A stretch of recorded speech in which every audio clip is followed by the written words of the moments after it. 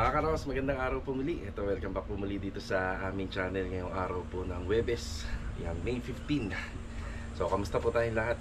So, another day and another house improvement.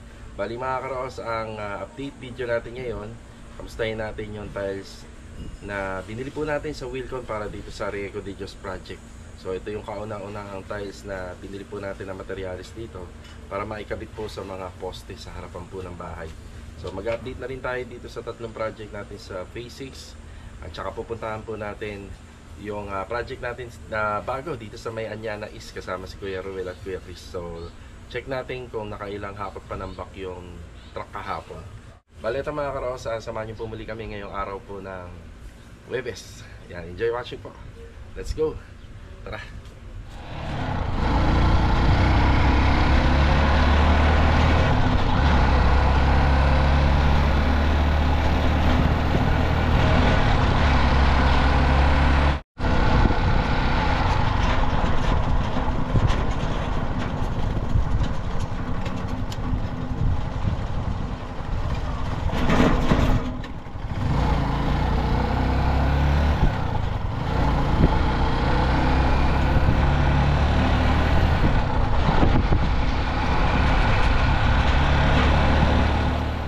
Tayo sa Phase 4. Magandang araw kay Kuya Philip. Kuya Philip, good afternoon. Over pa ako. Lagi sa loob eh. Ayan, init po talaga rito lalo na ngayong summer. So, ang discarding ginagawa mo kuya, minasilya mo muna lahat, tapos sabay-sabay liha lahat. Tapos sabay nagulong. Sabay-sabay na. Para isang pan lang, isang dumihan lang. Isang dumihan lang. Kasi yung pagliliha talaga madumi. So, mahalikabok po talaga siya. So ito yung sitwasyon dito. Pasok tayo. Parto lang yan boss eh. Nasaan ko muna, kapal na eh. Hindi tayo makakapasok kuya. Oo nga. Malabo. Malabo sa camera. So yun lang naman. Pagka natapos yung liha, so okay na. Bukay window, yung kahoy na gano'n. Sige, dadaling ko rito. Wala natin dito yan eh. Pwede ba bukas na lang yan? Pagka punta ko. So ito muna yung update. Sige kuya ha. Sige. Habang tumatagal dito sa mga renovation namin, lalo sa row house, nag-iisip kami ng ibang mga strategy. Dati kasi kung yung back extension, yun lang yung minasilya, doon lang muna magliliha. Ang nangyayari kasi yung alikabok hindi na po nawawala hanggang sa matapos. So yun yung nadidiscover namin kasi laging may nagko-comment, nagtatanong na bakit daw walang bintana yung mga row house na ginagawa namin. Kasi bawal po sa likod. Bawal lagyan ng bintana yung pinaka-extension sa likod. So back to back po talaga yan, sarado. Pero may iba naman part ng mga renovation dito na gumagawa na nagsisetback po sila sa extension at saka naglalagay po ng opening. So conforme naman po sa nagpapagawa. Yun nga lang ang disadvantage, liliit po yung back area. Yun lang. Okay, nandito na tayo sa Phase 6. Bali ito, magandang araw sa mga client owner natin dito. Magandang araw po. Kuya Rigor, good afternoon po Kuya Rigor. Bakit ba natin pinapako yan? Para ano yan, brace. Ganito po ba? Tayo. Saan na? Ito yung sample. Okay, ito. Yan yun. Yun. Sa ibabaw naman po yung pagkakapako, kaya hindi naman po makikita yan. Tapos i-retouch na lang yan ni Kuya Rigor. Para mapinturahan niya, kabilaan na kuya. So, okay na ba to kuya? Yung request mo? Boss, pang ano ko lang sa mga pintuan, ito yung update. Si Kuya Rigor, kung matapos niya yung mga pinto, dito na rin po siya nakapwesto. Yan, bali madadagdagan naman po sila rito kasi si Kuya Dindo po, yung trabaho natin doon sa Phase 3, mga 1 or 2 araw na lang po siya doon simula bukas. So baka nga hanggang bukas na lang siya or sa susunod na araw. Bali hiring nga po pala tayo.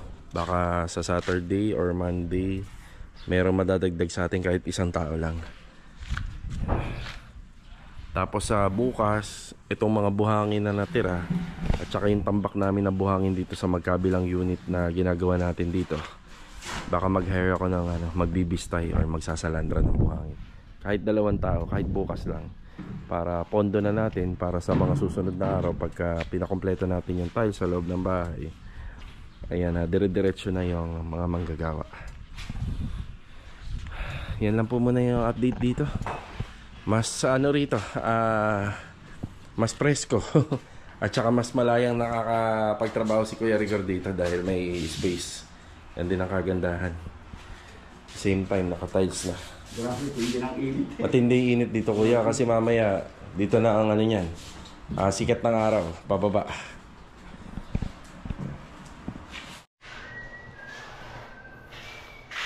Okay, nandito tayo sa phase 6 pa rin. Ayan, sa project natin na isang katina. Bali, may 3 bedroom po rito. Bali, 2 bedroom din po to. Ayan. Pero may TNB. Ayan si Louie. Louie, good afternoon.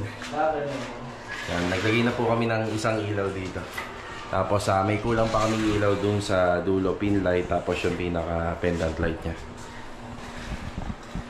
Ayan, ito yung tiles na kinakabit ni Louie. Ayan.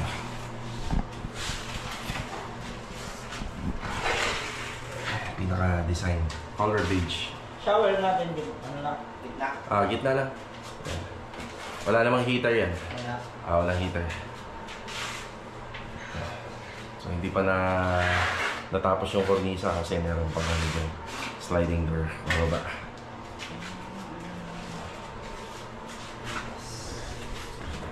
Tapos dito naman kinokompleto na po yung PVC ceiling panel. Ayan. Marvin, ang ginagawa mo dyan. Dapat na Marvin. Kaya ito yung mga...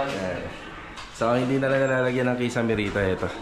Tapos dito sa TNB, kakulay po kasi nito yung wall accent na ilalagay na tiles. So dapat yan yung kulay. Tapos dito sa ceiling, ayun si Bilo, good afternoon. Good afternoon. Sa ceiling natin. Pero Ayan, bali nilalagyan na po namin ng ilaw to, pin light. Tapos may exhaust fan na. So si exhaust fan, ano na lang po kasi to, parang secondary option na lang para sa air vents. Kasi meron na po yung lutuan. Yan, meron na mismo ditong range hood na ilalagay.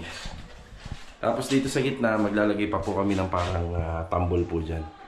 Lagyan natin ng tambol para maganda po siya tingnan. Kasi dugtong na lang po ito eh. Yan, para yung cornisa iikot.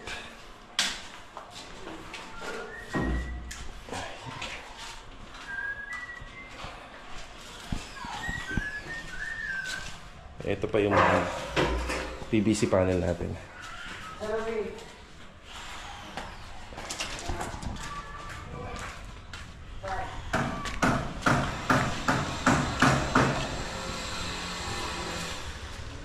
Donis, good afternoon. Good afternoon. And dito pa pinakakabit na po natin yung pinto dun sa back door. Ayan. Para may pintuan na siya, nasasara na natin. Tapos pinaumpisa na rin po natin itong ipa-demolish. So ayan, matatanggal yung part na yan at saka dito. Yung scaffolding nga pala, naglagay na lang po kami ng karton para hindi magasgasan yung tiles. Kasi yung tiles na nandito, yung turnover po itong unit na ito talagang naka-tiles na.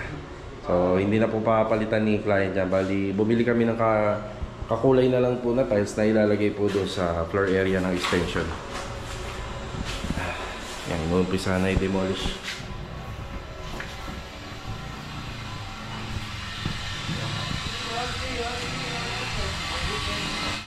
Ito, pinabuksan natin yung mga pin light. Yan. Andito pala si Master Jojo. Good afternoon. Ay, magandang po. Yan. Sa mga ilaw natin, may 5 pin light tayo rito. Tapos center light. Tapos dito isang ilaw lang yan, yung ilalagay natin. So dito sa 1 bedroom sa first floor. Yan, meron tayo sa gitna. Tapos meron tayong pin light. Tapos may tambol tayo rito. Pero yung tambol natin as is lang, walang ilaw. Pin light. Tapos ito yung exhaust.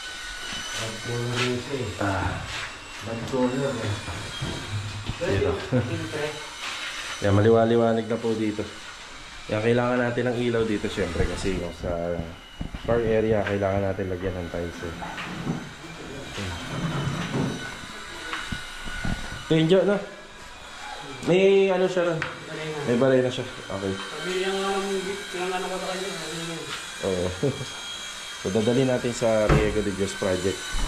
So, ito muna yung update dito sa project natin sa Phase 6. So, si Kuya Dindoy, hindi na po natin na pupuntahan yan. Gumagawa po siya dun sa Phase 3. So, mga ilang araw na lang, may turnover na po natin yan.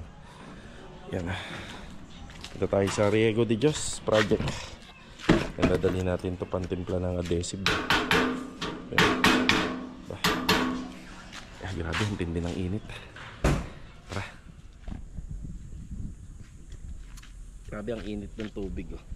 Sobrang init ng panahon. Ayan, papunta tayo ng Riego de Dios project. Ayan, stop muna tayo, sobrang init.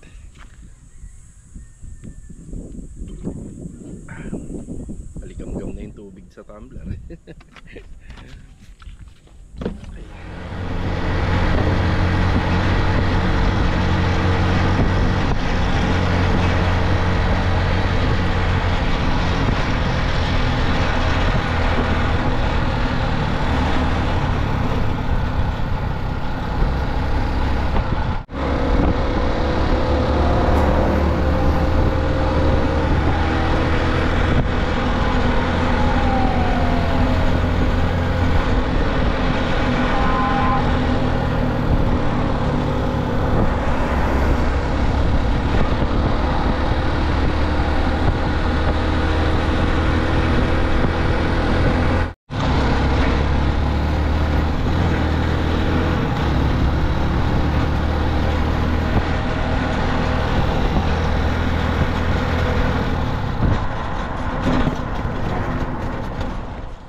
Nandito na po tayo sa Riego de Dios project. Ayan, shoutout muna sa Balis family from Molino, Bacoor. Yan, God bless sa inyo.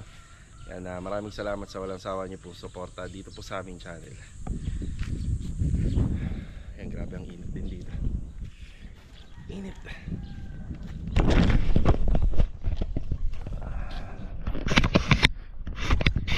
Yan, update tayo. Bali kanina may dumating na buhangin dito. Bali dalawangan po yan, dalawang truck. Yan na po yung buhangin.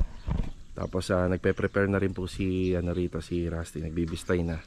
Tapos makita nyo yung pinaka firewall nyan, yung dos agwas pa po siya. Yan, tanggal na po namin. Tapos nagpe-prepare na rin po para sa biga. Yan, paikot. Yan, bati tayo. Yan. Rusty, magandang hapon. Magandang hapon, boss. Yan. Ayan. Haubo tayo ng konti.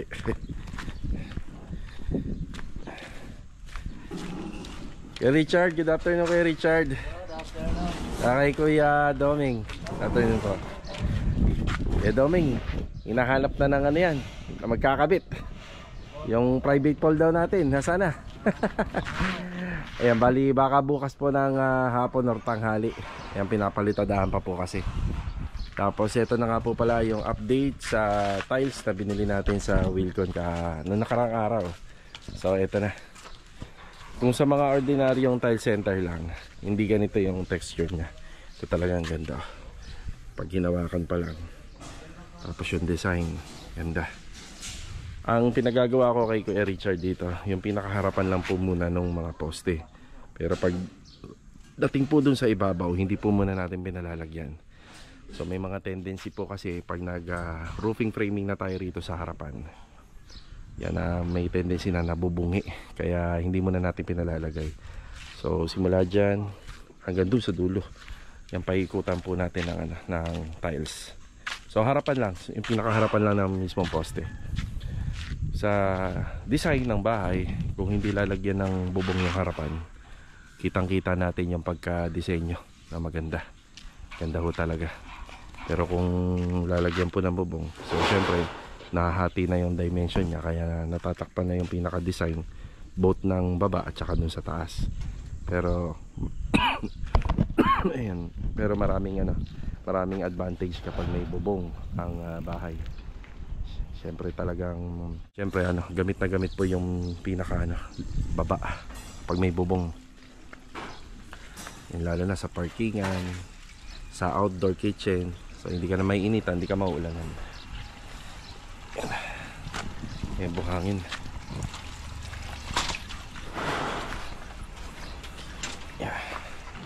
Yan, tapos aside pa doon sa buhangin, may dumating na rin pong adhesive dito. Yan, adhesive, libenting bag ng adhesive. Siyempre, naka-ready na yan dito kung sakaling kinakailangan ng gamitin. Yan. Tao? Eh, si Kuya, Boy. Hey, Boy, good afternoon. Sa kay Kuya Sandy. Good afternoon. Yan.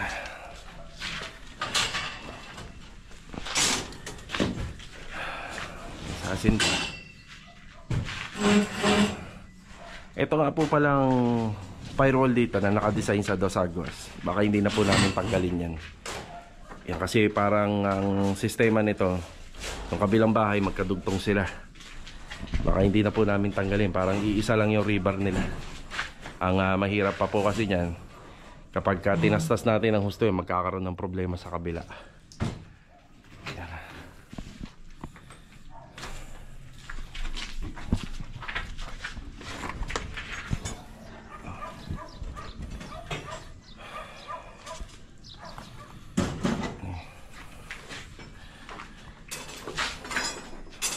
Ito na lang naman yung tinatapos dito. Pag napaikutan na natin ng bigayan paikot, yan, pwede na tayong mag roofing framing. Kahit yung Raptor lang muna. Yan. Yan. Bali bukas nga po pala nagpapa-deliver na ako ng 2x4 and 2x2 na mga tubular na maaaring magamit natin sa roofing framing nito. Siyempre kasama na doon yung yung bulada. Yung buladas niya.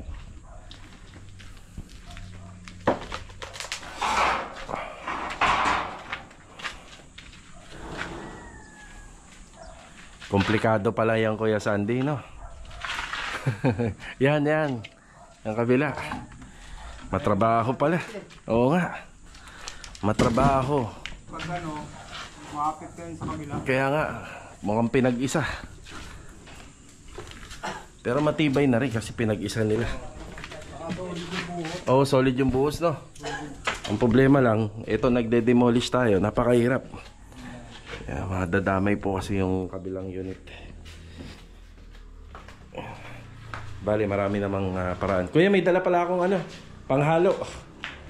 Oo, kasi nakita ko nagaganyan ka. Muntik ko pang makalimutan. Panghalo natin.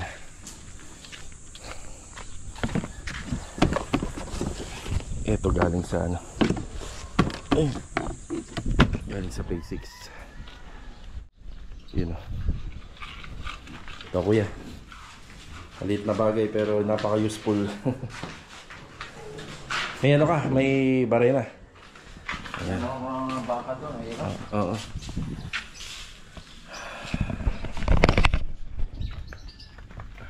Maano?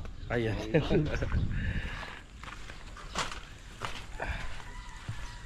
Bali ito mga karos, habol tayo sa pagbibigay ng update dito sa Anyana. So yun yung last part ng vlog natin ngayong Huwebes. Tara.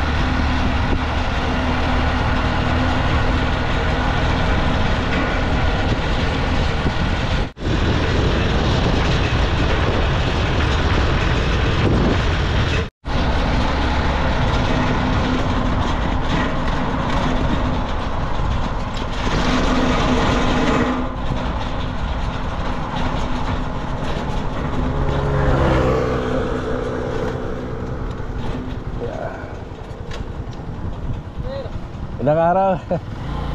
Pangalawang hakot pala kayo. Abay, pangalawang hakot na po. Sige po, salamat. Thank you po.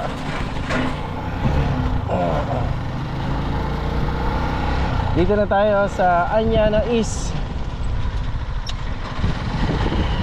Dire-diretso yung biyahe natin. Pero mainit. Oh. Pwede ko kaya rito? Pwede pa.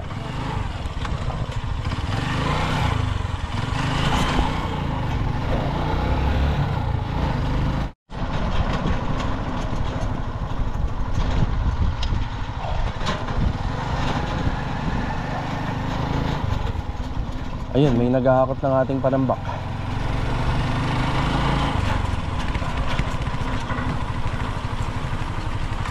Okay. Grabe ang init. Grabe. Ang tindi ng init ngayon. So, pangalawang truck na to. Pare, pangalawang truck pa lang to, no? Pangalawang truck. Tapos nakahakot siya kahapon. Pero parang lalo na dagdagan, no? Si Archie, ito yung inuuna niya kasi dito kami nagkakaroon ng violation sa sidewalk. Yan. Pangalawang hakot. So, medyo madami-daming panambak din talaga. Pero hindi naman natin po ipapalahat yan. Gawa ng magbabalik pa po tayo. Erwel, gandang hapon. Chris. Yan na. Ika-6. So dito may biga na pati doon sa kabila. May para sa biga. Yan dito magkakaroon pa yan, o kuya, no? Yan. Oo na. 330. Oo. Kaya hinintay ko kayo sir kasi itatanong ko yung 330 o yung 330 labas o loob. Hindi, tawag dito. Yung sa biga lang naman. Bali dito yon sa ano, sa 300. Ilan ba sukat nito? 330 na sir. 330 yan. Diyan po, pinakaloob na yan. Sa loob na yan, oo. Gitnaan, oo. Lalim. Yan. Yan, bali. Ito siguro, yung poste natin papatong na dun sa dulo ng biga. Oo, tama. Tapos yung tie beam natin, bandang ibabaw. Babandang ibabaw na. Kaya pwede mahuli ito. Oo, pwede mahuli na to. Kasi ito ang magsabay buhusan eh. Sa kabila. Sige. Nalabas yung lupa, pantambak.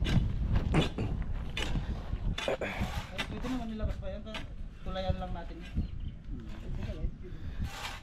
So ito na ang sitwasyon dito. Hindi pa puno yung truck. Yan. Pupunuin pa yan tapos papawin ng konti para sulit.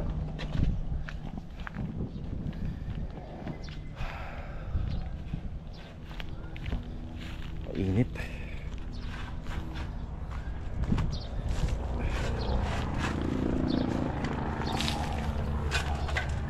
Ayan, may nakikita na tayong layout dito kahit papaano. Yan, bali 6 na poste. Parang 7 yata to, no? 6 lang ba lahat o 7? 6. Ayan, 6 na poste.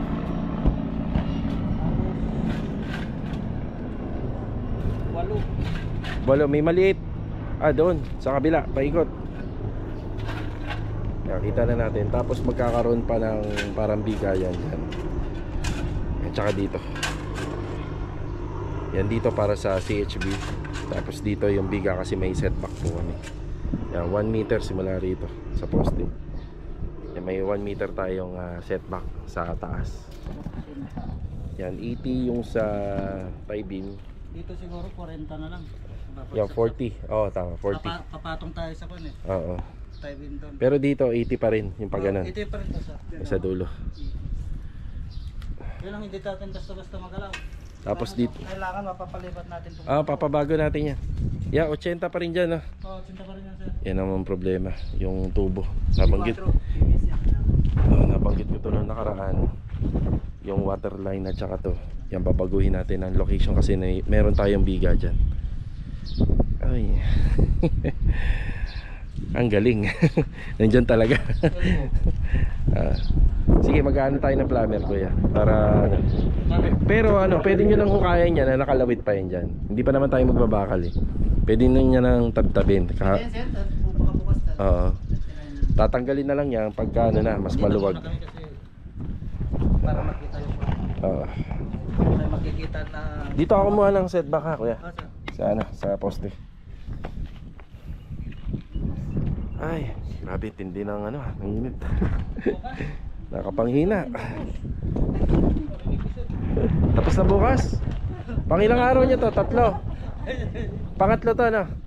Oo. Pangatlong araw. Tigas talaga. Oh, lakas mo kayo. Bukas pang-4. Parang tapos na yung trabaho rito. Pang-5 araw dito naman. Tapos na. Hindi kaya, sir. Ay, hindi ba kaya? Matigas talaga, sir. Antigas. Buti pa nga dun sa adobe. Baka bugbog kami ng medyo dito. Parang hindi ako sanay na nagrereklamo ka, kuya.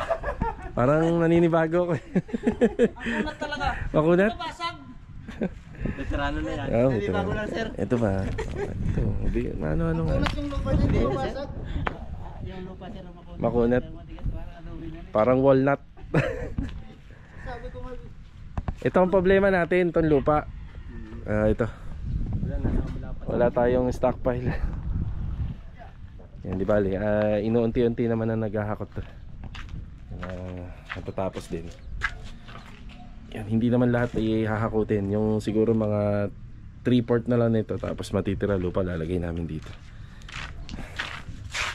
Grabe init, no? Panghina. Yeah. Pero dapat natanggalin mo lupa eh. Oo nga eh. May crossman pa dito. Meron. Lagyan pa natin. Maglalagay tayo para naka-interlock. Yeah. Oh, alam mo na eh, kuya. Alam mo na yan. Nasapan lang tayo sa tanungan lang. For sure. Para Tapos yun dito naman, hindi na ganyan ka ano yung foundation. Yan pang CHB na lang. Yan, simula dun. Parang 4 na poste yan. So dulo-dulo, tapos i-divide sa 2. Yung paglalagyan pa ng additional na poste. So wala naman plano sila ma'am dito sa wall na to. So wala naman po silang plano. So talagang fence lang, bakod lang. Ganun din dun sa kabila. Tapos ang ano lang dito, sayang kasi mas maganda sana sagad na hanggang taas. Pwede naman yun na talagang up to 2nd floor na. Pero ang structural lang natin dito, yan yung slab lang. Ayan, tinutuloy na po. Sa tingin mo may makakabalik pa kayo? Oo, sige. Sa gate pass namin 3 hakot lang naman eh. Yan, pero bukas magpipill up uli ako. Bukas magpipill up uli ako ng another 3 pa. Oo.